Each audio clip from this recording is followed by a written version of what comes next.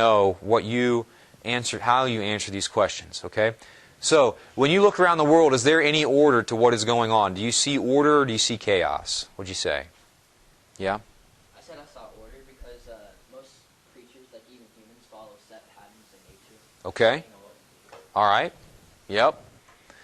Anybody else? Anybody see chaos? Yeah.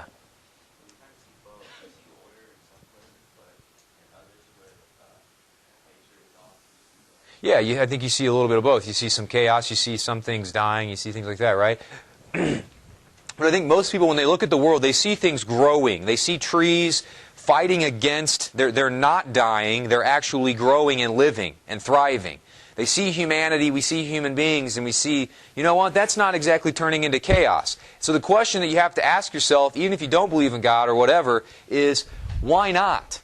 Because again, science says, the theory of entropy is the scientific idea that everything, if you leave it alone, will deteriorate into nothing. It'll turn into nothing. So we have to start asking ourselves, why are trees growing? Why are human beings continuing to live and exist and grow and become something if it is all chaos?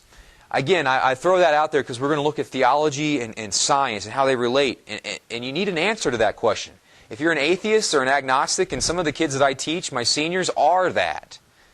You know, I don't believe in God. I don't believe in Jesus and whatever. Okay? That person can believe that, but we have to start asking, even in that situation, okay, well, why doesn't things just turn into chaos? Why do things not simply deteriorate into nothing? Okay? Question to think about. What do you think is in the book of Genesis? Again, another question that we need to ask ourselves ahead of time. What do you think is in there? What do you personally believe it is? Anybody? Yeah.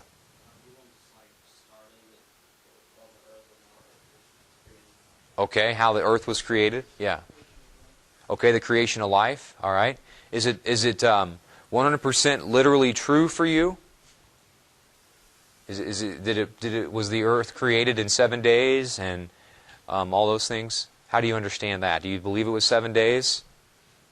I believe that 7 days could, like, we can't really tell how long 7 days is in relation to God, so it could be like 7 billion years. Okay.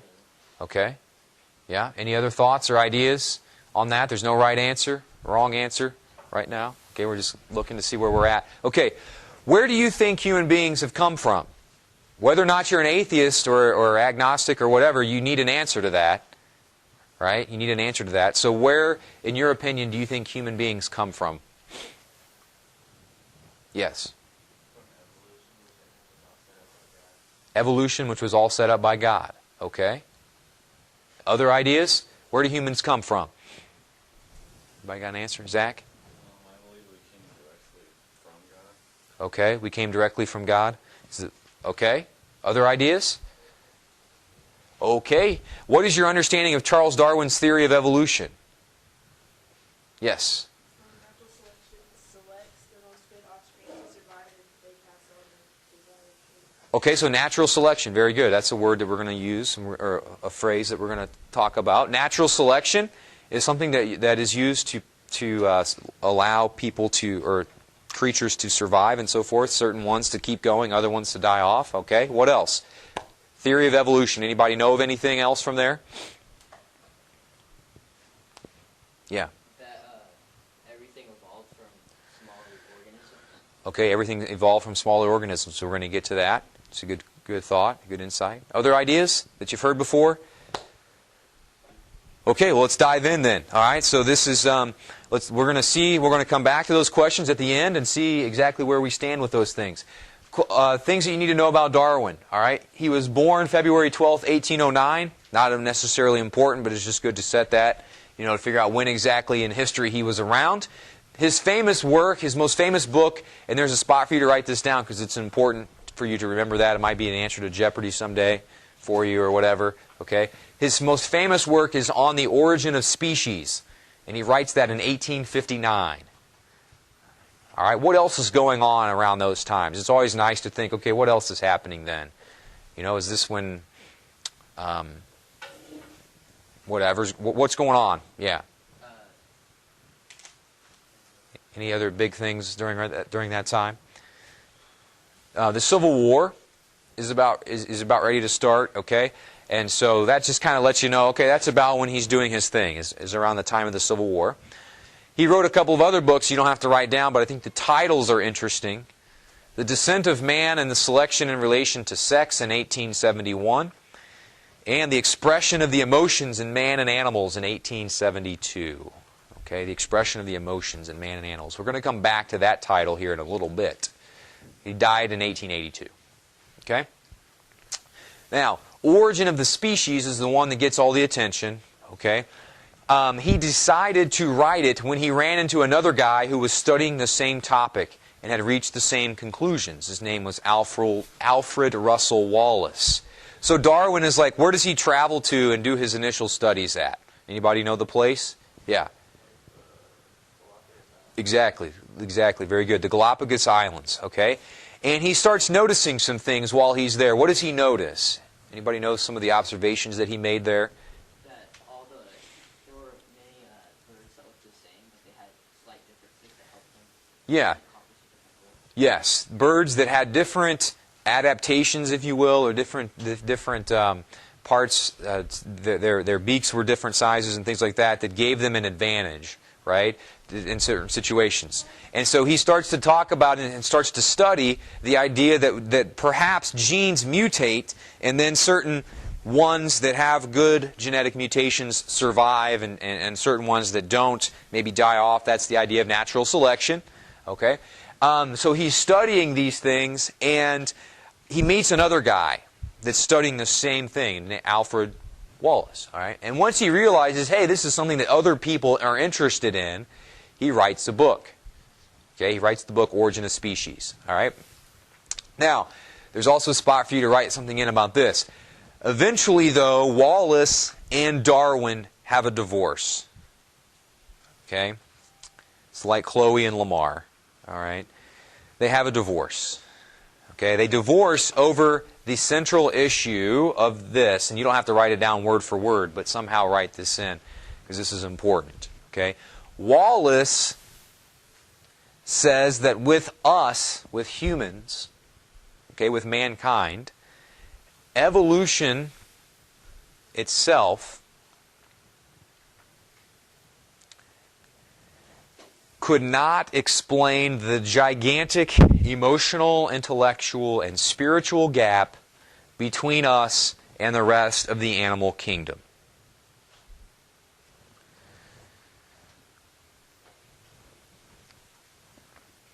Wallace felt that with us, evolution could not explain the big gap between human beings and the rest of the animal kingdom.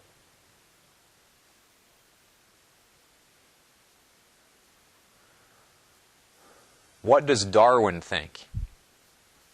What does Darwin think then, obviously? If this is what Wallace believes, what's Darwin think if they're disagreeing? Darwin believes that what?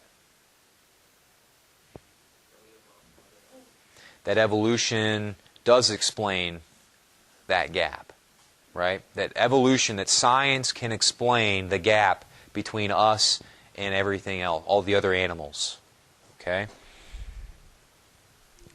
It's our ability to think and do calculus and cook and make movies and build temples and architecture and all that is simply, in Darwin's mind, explained by evolution. Okay? We're just one extra step above chimpanzees and so forth. Okay? That's Darwin's belief. Wallace says that gap between the chimpanzee and humanity is infinite. And that you can't explain that just with genetic mutation. Does that make sense? We good on that? Any questions so far? If you ever have anything, just raise your hand, yell. I don't care, okay? I'm not like, it's not like, you must just throw something out if you have a thought or a concern, okay? Or I'm not clear on something, all right? So, here is what the church would say about Darwinism or Darwin, the evolution, okay? The church says there is truth in Darwinism. There is truth in what Darwin teaches, Darwin's science, okay?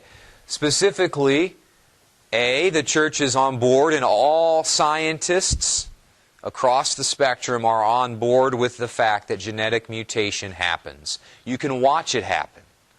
So if you're out there saying genetic mutation isn't real, then you've got a problem. You haven't ever looked under a microscope, and you can study it and see it happen. Genetic mutation, it happens, it's a fact. The church doesn't have a problem with that. Okay? The church also doesn't have a problem with natural selection. The idea that when genetic mutation happens, sometimes that allows a species to adapt. Okay, now how might that happen? Let's say there's a squirrel out there. I like to talk about the squirrels in my class a lot. I don't know why. Squirrel out there, and this squirrel, this baby squirrel, is born with a sixth finger, a thumb or something like that. Okay, that thumb helps that squirrel get more food, right? And now, and all the ladies are impressed by that. All the lady squirrels, okay, they're like, wow, he gets a lot more food than the other guys, okay? And so they want to mate with that squirrel now because he has more food, okay? And he's a more buff squirrel, and all the ladies are impressed, okay? So eventually that squirrel is going around reproducing with all the female squirrels, and eventually the sixth finger becomes the norm. The guys with the 5 fingers, now if you only had 5 fingers, all the female squirrels are like, I'm not interested. So that starts to die off. That's natural selection. Okay? So genetic mutation happens. Some genetic mutations don't catch on. Okay? It's not like every time there's a genetic mutation, it instantly becomes the thing. So it's a very long process, hundreds of thousands of years sometimes, right? Okay? But the church, here's the point. These things are part of evolution, of Darwin's theories. Okay? This is scientifically, everyone believes that does science. Okay? Are we clear on that? So the church would say 2 thumbs up for genetic mutation and natural selection. Great stuff. Okay? But the problem with Darwinism, the problem with evolution that the church has, is just the same way that Wallace expressed it. Okay? The church would say this cannot account. We're not just like the next step. We're not like, oh, we're just taller, more upright chimpanzees. Okay? The church would say there is a gap between humanity and whatever. That gap is infinite. It can't be accounted for in the same way that a squirrel getting a 6th finger would be.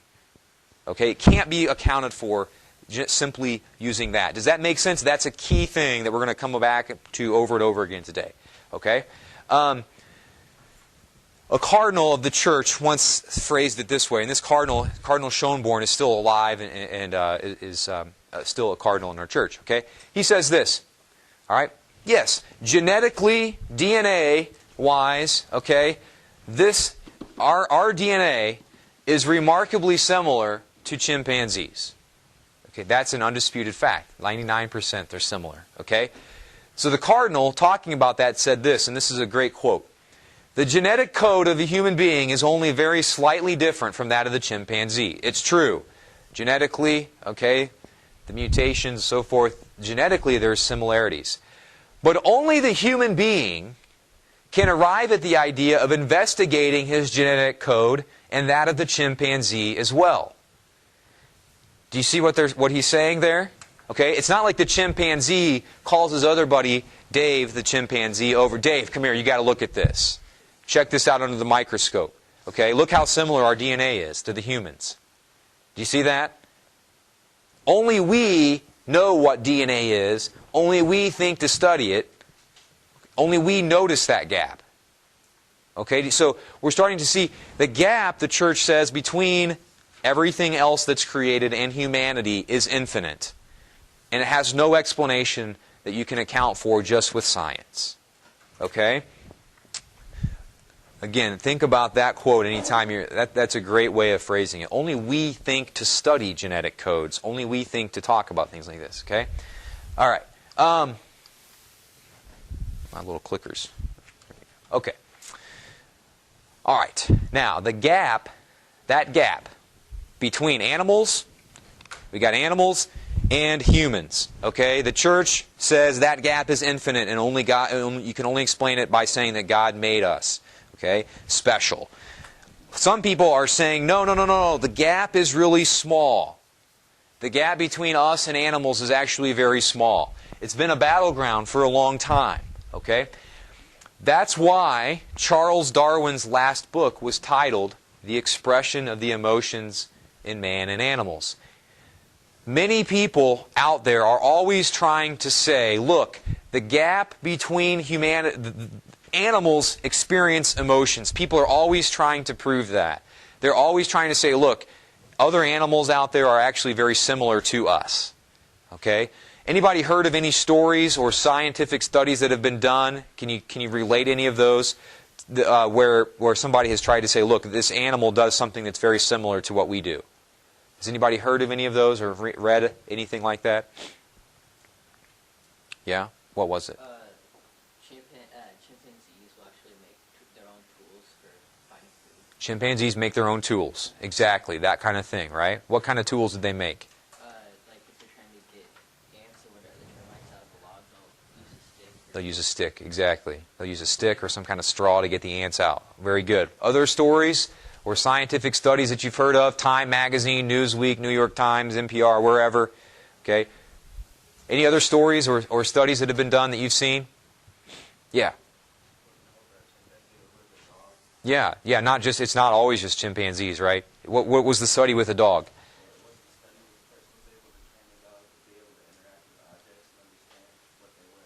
Okay. Okay, very good. So the dog whisperer or whatever trains the dog to know and respond to go get certain things. All right, very good. What else? Other studies done that you can think of that you've heard of? Yeah. There's bottlenose dolphins will actually make their own toys to play with. Okay, they'll make their own toys. Okay, dolphins make toys. All right, very good. Other studies that have been done. Seen some before where they'll say,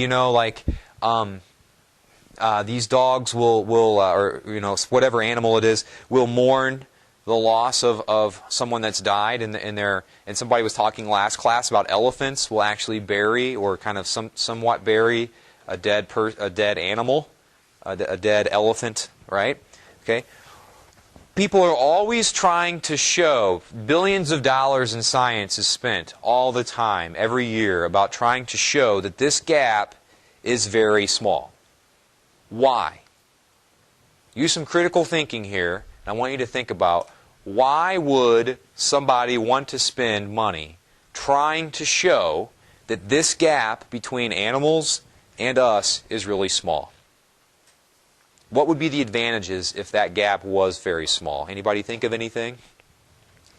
Why would people spend billions of dollars trying to say that this gap is very small? That in fact maybe we aren't that special. They want an explanation of how we came to be, right? There's that comfort. If we know that that gap is small and Darwin's science explains us, then there is comfort in knowing where we come from. Very good. Yeah. Okay, it might help with new medicines. All right. Other reasons?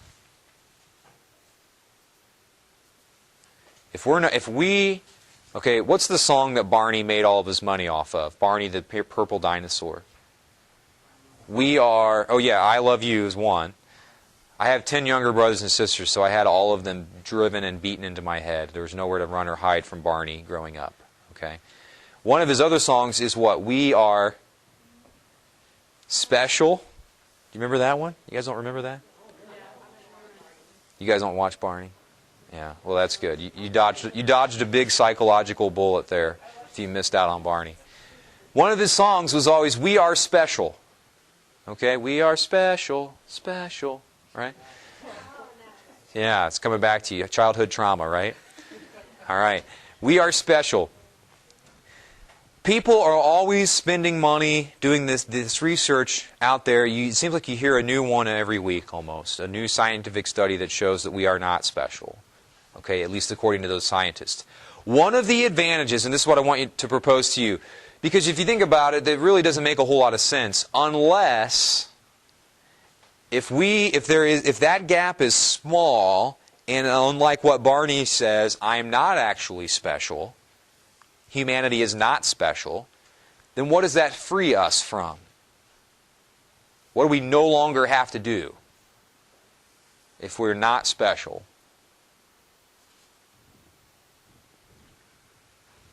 Yeah. Worry about, like, our souls. Worry about our souls. Worry about being good. Worry about responsibility. If we're not special, if there is nothing special, then I don't have to think about God, for example. I don't have to think about, doing the right thing, because I'm not special. I'm just the next jump in evolution. Okay? And I think that motivates a lot of people to spend money on that. Okay? Look, we're not special. Okay? That's all a bunch of hogwash, people will say. Right? You don't worry about whatever those people are telling you about, having to care for the earth or having to be kind to other people. We're not special.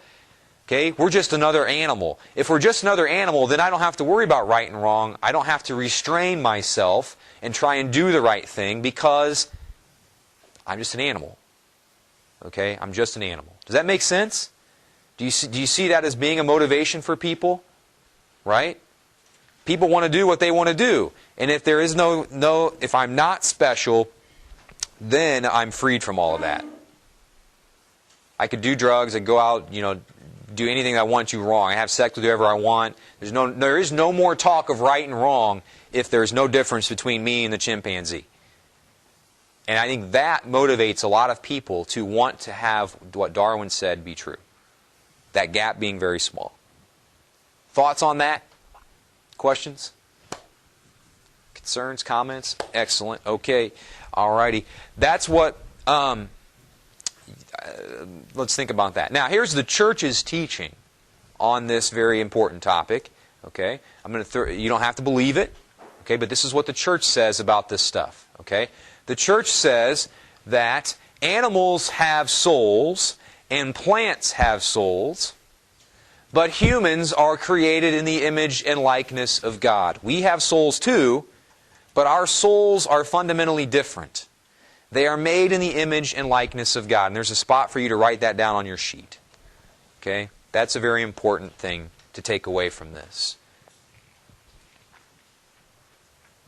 Can I prove that? Can I prove that with science? Can I prove that I'm made in the image and likeness of God? Absolutely not. There is no way to prove that. If there was a way to prove that simply with science, it would have been done by now. Okay? There is no way to prove that. That is not science. That is an issue of what? If you say that I am made in the image and likeness of God, that is what? What kind of issue is that? It's an issue of faith, right? It's an issue of faith. Now, some people, and here's the thing we're going to look at today, some people say, do your science over here, it has nothing to do with faith, and then you have over here, you have your faith stuff, and that has nothing to do with science. And they're at war, and they're fighting each other all the time. Faith versus science.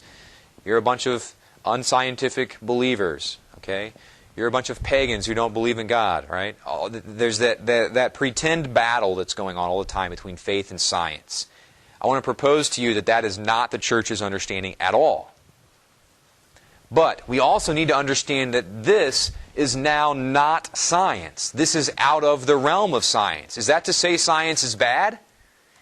No, it's just to say that science has boundaries. Okay, so if we can write that down somewhere off to the side over there, maybe on the right-hand side, somewhere in the margin or at the bottom of the page, science, according to the church, is great.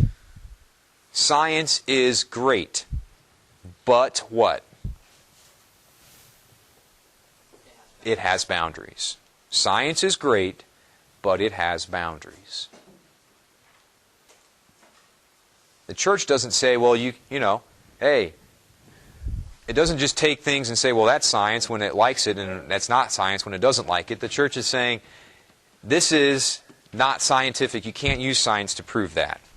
How can science, though, how can science be something that is good? That is, why would the church say that science is not bad, like many people say it is? Why? What is good about science? Without science, we wouldn't have most of the medicine. Medicine. Exactly right. Medicine's great. Any other good things about science? Yeah? We've got a lot of technology that will help us. We can feed the entire world now if we want. We can give everyone water if we want. We just have to decide we want to do it. Okay? All those things. Technology is a great thing. What else? What other good things are out there with science? Pope Benedict says science is basically what God has given us as a way to learn about ourselves. It's the playground for humanity, he says. All right? What other good things come from science? Does science bring people to God? I think so. I think there are people that have become Christian or have believed in God because of what they see in science. You look at a cell under a microscope, right? Looking at that, looking at the heavens, looking at the stars, and studying the planets and the earth and the sun, all those things can be experiences that bring you closer to God. They might not. Some scientists well, I don't know, I don't want to say many. Some scientists are certainly atheists, right? We know that. But some also have come to God through science. All right, so we have to understand again that the church is not at war with science at all whatsoever. In fact, the church does science. Okay, the church does science. It spends money on science, millions of dollars every year on science. Okay, different types of stem cell research, planetary studies, and looking at the stars and so forth at the Vatican Observatory. Okay, all that stuff. All right. So back to this idea of being created in the image and likeness of God. John Paul II says this, and this will blow your mind a little bit. Okay, if you try and think about this, it'll be one of those like a brain tongue twister. Okay. Only a human being, is aware of himself being aware of himself. Only a human person is aware of himself being aware of himself. Can you wrap your mind around that? Does that make sense? Okay. Now, can I prove that? Can I prove that? Yeah. Yeah, because we all know that we're here. We all know to ourselves that we are aware of ourselves, right? Yeah. Okay? We all know that for ourselves. Okay? We, as humanity, are not just responding to stimuluses. Stimuli is actually the plural there, right? Okay? I want to tell you a quick story about my dog, the Hollowell dog. Okay? The oldest of 10 kids, or 11 kids, growing up, right? We had a dog, Rocky, golden retriever, all right? And my dad was the one who trained the dog. The dog was terrified of my dad, okay? He was and Rocky, if he was allowed indoors, he had a rug that he had to stay on, okay? Now, Rocky, if Dad wasn't home, Rocky would run around the house. Play with, we'd be out playing video games or whatever, and Rocky could come in and hang out with us or watch TV with us, okay? Rocky knew the sound of my dad's car door shutting. And as soon as he heard that, he would sprint to the rug wherever he knew my dad, Master is home, and if I'm not to the rug, Master will hurt me. Or Master will throw me out of the house. Okay, one of those two. All right. Rocky is not... It's fairly safe to assume that Rocky was simply responding to stimuli. Okay, Rocky is thinking to himself, "Must get to rug, otherwise pain, or otherwise kicking out of the house. I will be outdoors." Okay, now Rocky is not making a conscious decision. Okay, he's not. I'm aware of myself right now, making this decision, and I'm going to decide whether or not to do that. Okay? No. In the same way, let's take the squirrels again. My favorite example. Okay? The squirrels that are outside. Okay? Male squirrel, when the time is right, sees the female squirrel in the other tree and decides it's time.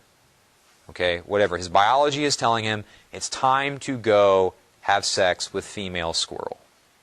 Right? And he goes, and they do. Right?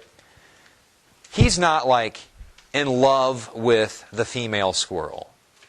He's not like, oh, that female squirrel will complete me. I will be emotionally happy. No. Okay? And in fact, it's a biological pattern and a rhythm that they fall into and so forth. Okay? Humanity then actually has the ability, one of the things that makes us special in the mind of the church is the ability to not simply respond to stimuluses. Does that make sense? The church would say the thing that sets us apart and makes that gap infinite is the fact that we do not have to respond to stimuli that we encounter in our everyday life. We have the ability to choose not to do something. I am not hardwired to go have sex with whoever. I can choose to not do that. I can choose. Is there a stimulus there for people? Yes. Okay? Once we hit puberty, that stimulus is present for us throughout our life. But I can choose to not respond to it. I can choose to go above that. Okay? I have the stimulus, there is a stimulus within me that says I should continue eating.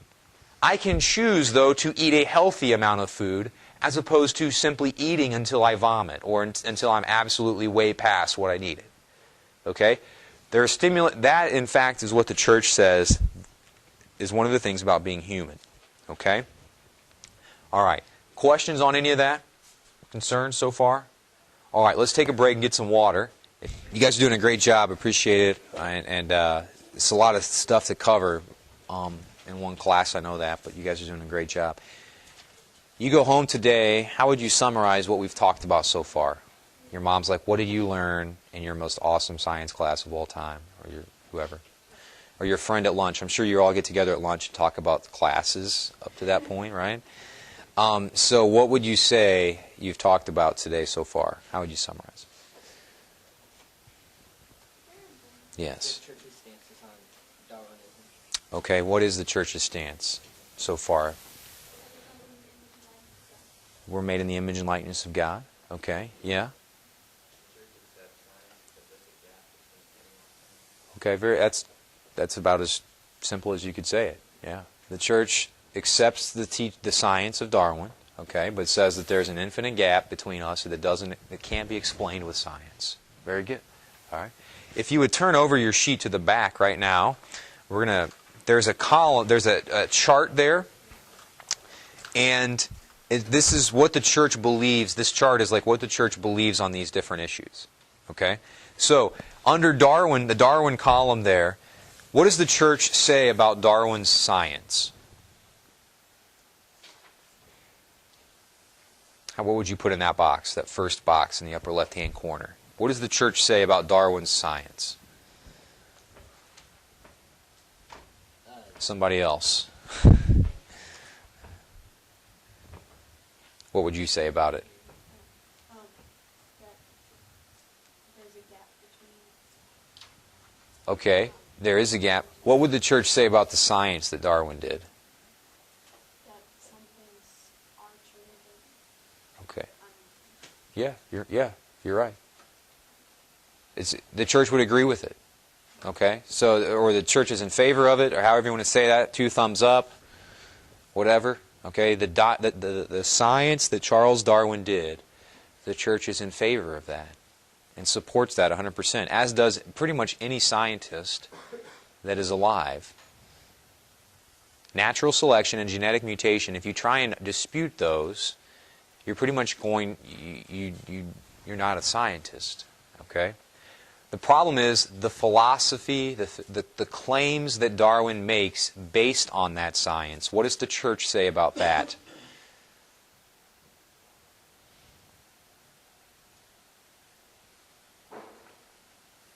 Yeah.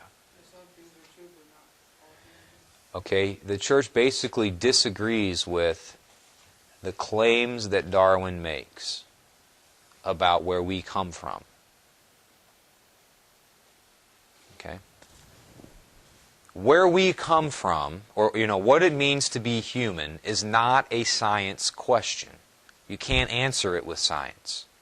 Okay? What Darwin does, and let's make sure we understand this. I think this is we do this a lot today, not just with science, okay? People said, okay, oh, and Darwin's science is groundbreaking. It is new. When it happens, it's great stuff. People look at Darwin's science and they're like, oh, Charles, you're so smart. Why don't you tell us where we now believe you to talk about where humanity comes from and the philosophy, the spiritual things that you say. We're on board because you're such a great scientist, right? Now I want to compare that to what we do today. We do that kind of today as well. Yes, Mr. Brown. Danny had he's leaving. Yes, sir. Thank you. See you, Danny.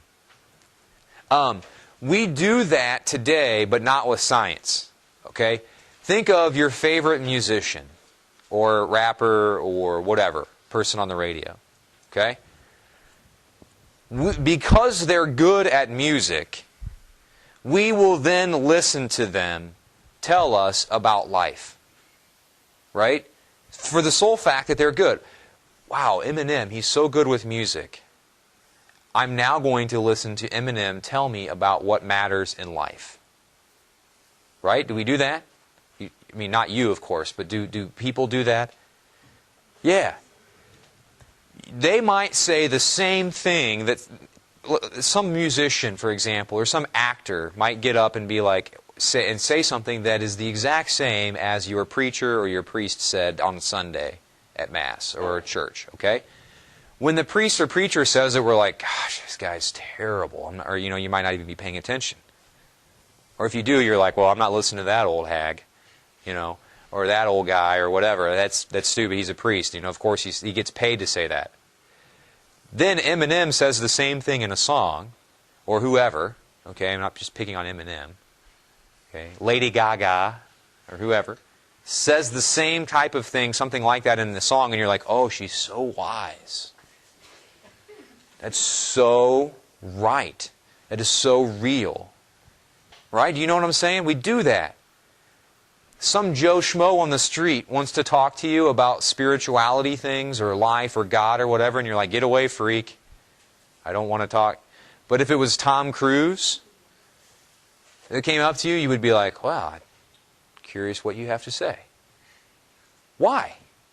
Think about that. Why? Because he can act? Or because he's good with music? Or because he can play the guitar? But yet, nonetheless, don't we do that? We listen to people that are good with things like that. Right? We're like, well, since they're a good musician, they must be really brilliant on things about life. Right? But when somebody else says the same thing, but they're not good at whatever we're interested in, then we're like, whatever. Okay? It's the same thing with science. You can be really good at science. Okay? That doesn't that doesn't make you any smarter about things dealing with God or philosophy or spirituality than anyone else. You guys know the guy Stephen Hawking in the wheelchair? The real smart scientist. He can't talk, but the computer talks for him, right? He's like a brilliant astrophysicist. Well, Stephen Hawking came out with, I think it was a book, or at least a big article in a magazine recently, like last year, I think. Everyone freaked out. They're like, Stephen Hawking weighs in on God. Right? He comes out and he writes this book and he's like, I'm not really sure there's a God because of what I've seen in science. Well, those are totally different things. Why does his ability to do science, to look at a microscope, to study things, to do mathematical calculations, why does that give him any more of a right to talk about those? Now, I'm not saying Stephen Hawking can't say those things. He's welcome to say that. But why does everyone else get so, oh my gosh, Stephen Hawking talking about God. He must be right. That must be true. You see what I'm saying? It's the same thing with Darwin. Darwin does some really new things with science. And everyone's like, well, since he's so good at science, why don't we listen to Darwin tell us about God? Okay, well, Darwin shouldn't have any, Darwin might not be any good at philosophy or God or theology at all. They don't necessarily connect. Do you see the point that I'm trying to make here? Does that make sense? It's the same thing. Oh, well, Tom Cruise, great actor. Tom, what do you think about God? well, since Tom thinks that, I'm starting to question my beliefs. Well, Tom Cruise might not know the first thing about philosophy or theology. Okay? So, the problem that the church said, what the church says is, Darwin, your science, great stuff, thanks. Revolutionary, we like it, everyone agrees with it. But that doesn't make what you have to say about spirituality or philosophy or theology any more relevant than anyone else's understanding of that stuff. So your philosophy, what you say about God is not necessarily good. Does that make sense? Okay. If not, I see some blank stares. That's okay. We'll get there. All right. What I want to do is actually watch this clip here. This is from a movie by Ben Stein. You guys know Ben Stein? The really smart guy, the guy from Ferris Bueller's Day Off. And when Ben Stein, he's like, Bueller, anyone, the real boring voice guy. Okay. But he's actually a comedian. But he did a movie. So since he did a movie, we should definitely listen to him because he's did a movie, right? No. But he did a movie on what's called intelligent design, and we're going to look at intelligent design here in just a minute, okay? But I want to watch this clip because some of the scientists that are in here talk about evolution and Darwin, and they raise some really good points, okay? So I want you to just watch a few minutes of this, and then we will kind of break it down and look at it a little bit.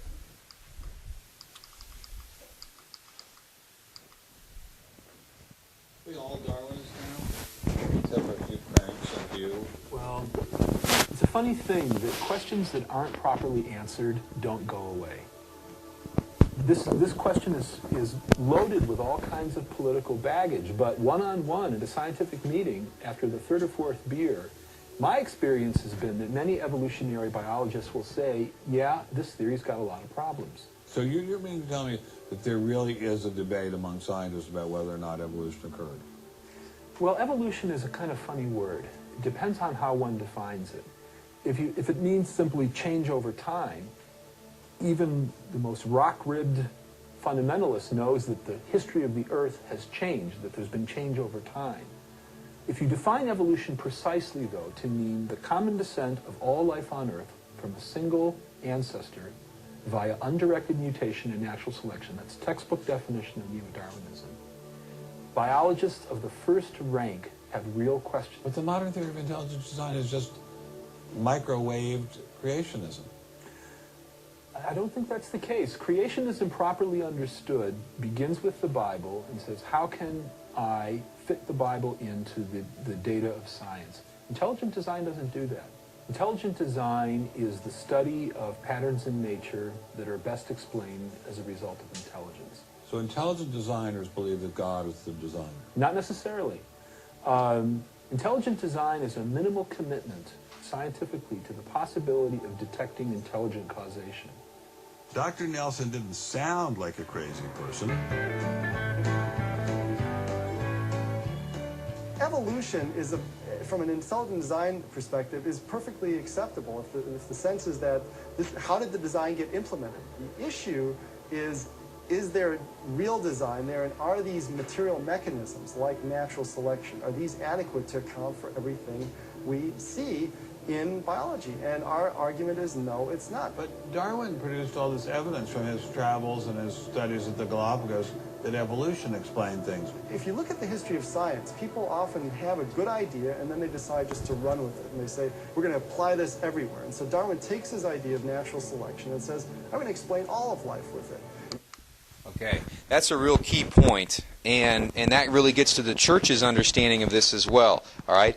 Darwin takes his theory, his science, and he says, you know what? I want that to explain everything. And that's the problem. Okay, so again, the church says the science that Darwin did is fine. When you think, though, and he turns around and says, this is going to explain everything up to this point in the history of the world, including where we come from, which you can't do with science, then that's the problem. And you become like this person, and that makes sense. You want to come up with new things, and you want to explain everything as a human being. You want to be like the smart person.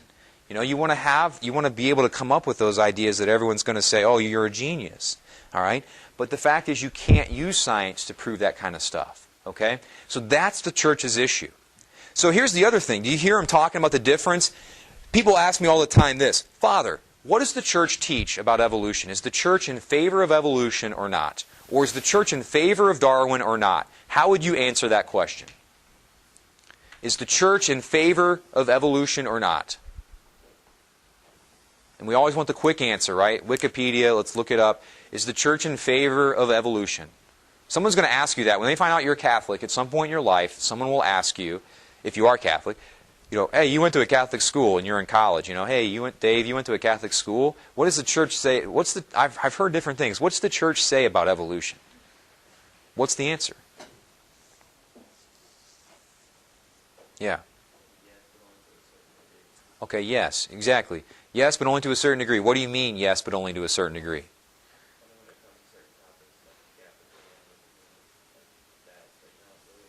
Okay.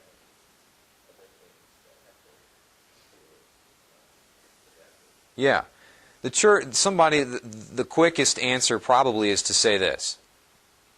What do you mean by evolution? That's always a good question to ask. Anytime someone asks you a question about what do you believe or what does the church say about, well, whatever, say, well, what do you mean by... You need to get them to explain a little bit more what they mean. Because usually then they don't even know what does the church say about evolution? Well, what do you mean by evolution? It means a lot of different things to different people. The church is in favor of the science, natural selection, genetic mutation. The church is not in favor of what Darwin said when he said that science explains this gap. Okay? That's exactly right. All right? So, it's important to make that distinction. Okay? Now, intelligent design, really quickly. Okay, we're almost done. I'm sure you're all glad by that. You've done a great job. For Monday especially, oh my gosh. Right? A Monday in May, and you guys are still cranking and still awake. That's good. It's better than most of my seniors. Okay? Then I have to go kick their desk or whatever. No. They do a good job too. Intelligent design. What is that? Okay, that's what they were talking about in that movie. Intelligent design is a new theory that's come out.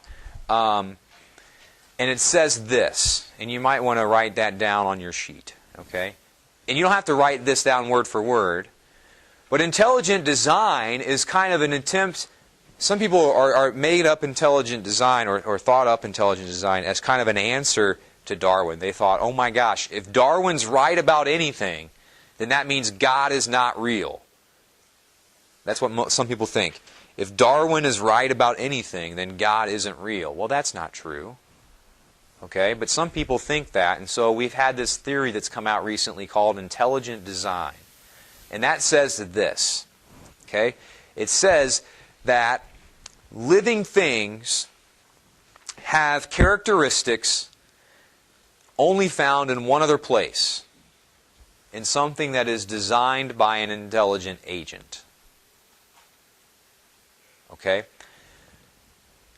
Intelligent design basically says that living things have a purpose which can be shown using mathematics and science. So they say this, basically. You can look under a microscope and watch a cell work, and you can study certain things, and you can prove that that cell has a purpose for being alive and doing what it does.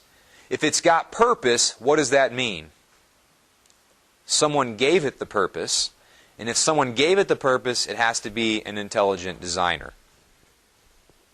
Okay? So this is seen by many people as a response, as a way to counteract Darwin. But if you're Catholic, you're not necessarily obsessed with that, because you don't have a problem with everything Charles Darwin said, just some of the stuff. Okay? Now, the church actually says that in this about intelligent design, that it's not actually science, even though it pretends to be. Intelligent design should be taught when religion is taught, not when science is taught. This is one of the Vatican's leading scientists, Father George Coyne. Okay, says this. It sounds at first like, hey, why isn't the Catholic Church on board with intelligent design? That sounds like a great idea. Does the Church believe that there is an intelligent designer?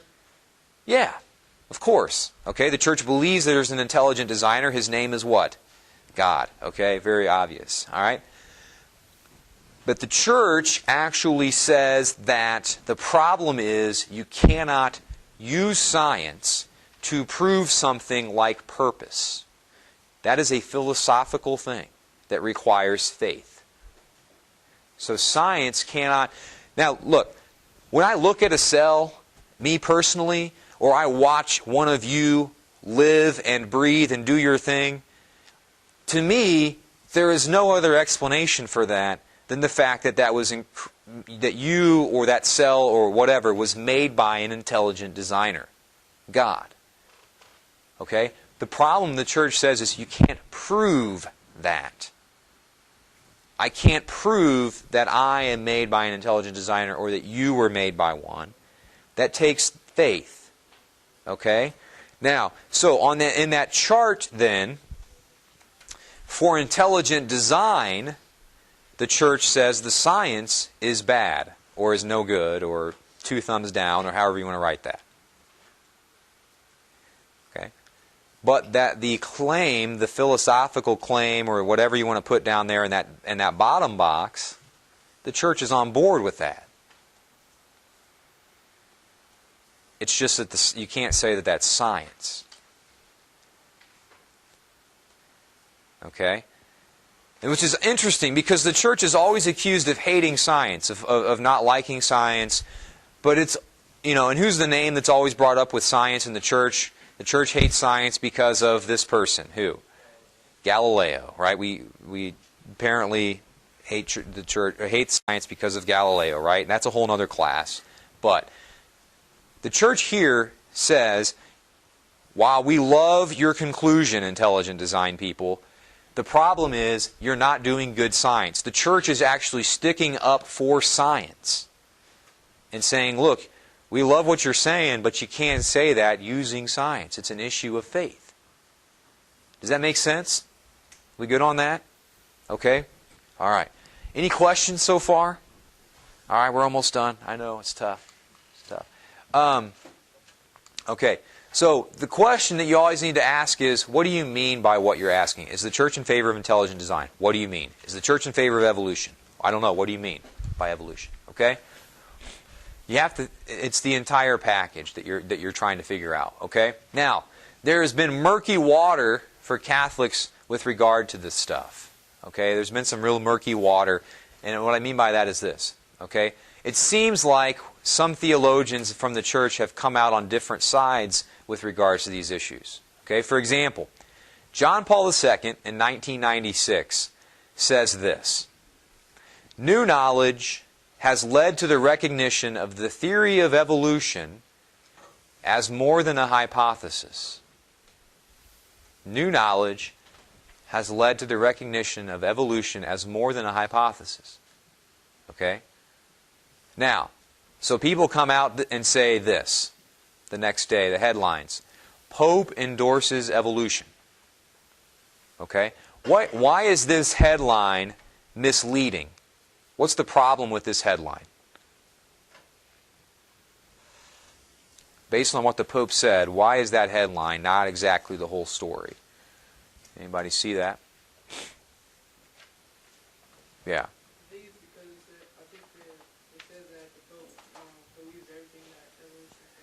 Exactly. It says the Pope believes in everything that the evolution stands for. What is the Pope actually saying in his quote? What's he saying is okay?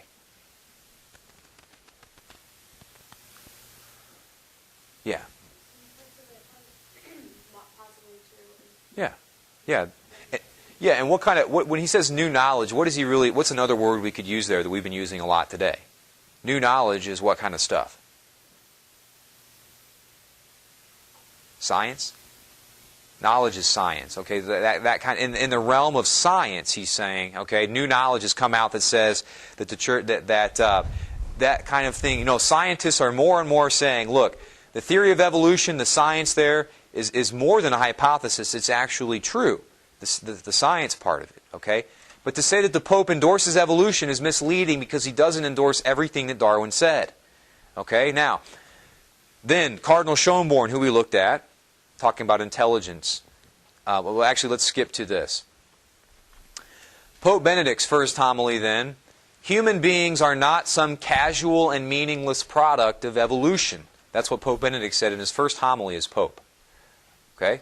Headlines say this the next day. The Church is against evolution. Why is that misleading? Yeah. He's saying that we don't believe that evolution happened, but the Pope Benedict was saying that we're not just something, just part of it. Yeah, what part of evolution theory is Pope Benedict attacking and saying is wrong? That final step. That if you're going to say that if you're Darwin and you're saying that gap is really small, right? Pope Benedict is saying what? That's not true, right? But is the Church against evolution? Is he talking at all about the science of evolution up here? Absolutely not. Okay? Now, with intelligent design, then, we also have confusion. Okay? Cardinal Schönborn said this in 2005. There is intelligence in nature. Okay? He's making an observation. So the press says the Church is for intelligent design. Is that true? No, it's not true. And is he saying that that's true? No, that these two things are not the same thing. All right? So there's a lot of confusion out there for Catholics on these two things, okay? But basically, again, just to finish up, Darwinism, the science behind it is established and convincing and jives with the Bible, and it's the philosophy or the theology behind Darwin's Darwinism that's the problem, okay? Wallace's Darwinism, his friend, his understanding of evolution is more accurate. That idea that gap is infinite. Okay. Intelligent design. Okay. The Church believes that there is an intelligent designer of our universe, but the Church wants to protect science, so it can't endorse the research behind intelligent design theory. Okay. Questions on any of that? All right, we got done a little bit early. All right.